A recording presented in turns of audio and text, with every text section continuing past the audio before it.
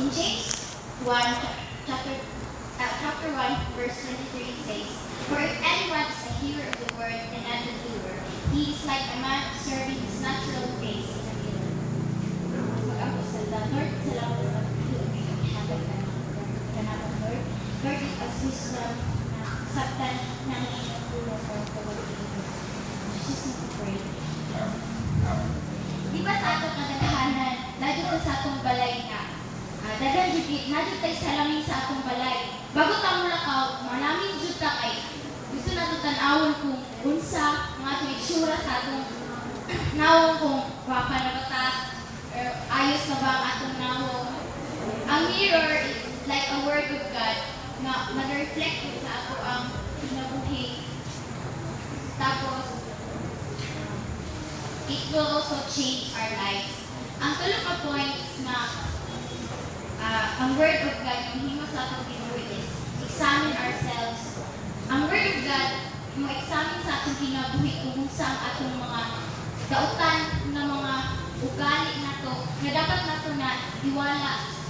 Tapos, i-restore na ang Word of God will lead sa ato into the right way. After na i-restore ta niya, i-transform ta niya.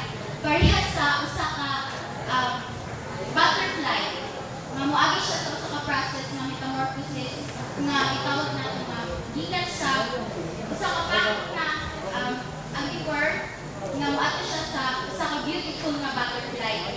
Katulad sa ato sa una nga kung wala pa natin nadungog ang word sa God, dili pa makasalanan pa kita, pero katong gipamati na nato ang word of God is na murag natagaan ta o paglaog kahayag sa atong kinabuhi.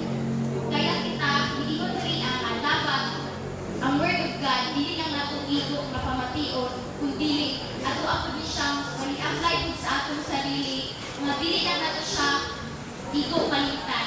As ayun kung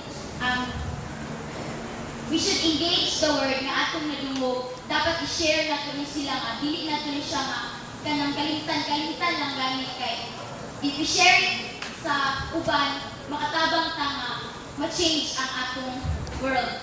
Kailangan ng Diyos sa ato ang dili nato word sa Ginoo ato ang i-apply sa atong kinabuhi o dili nato kalimtan. Ang Yes.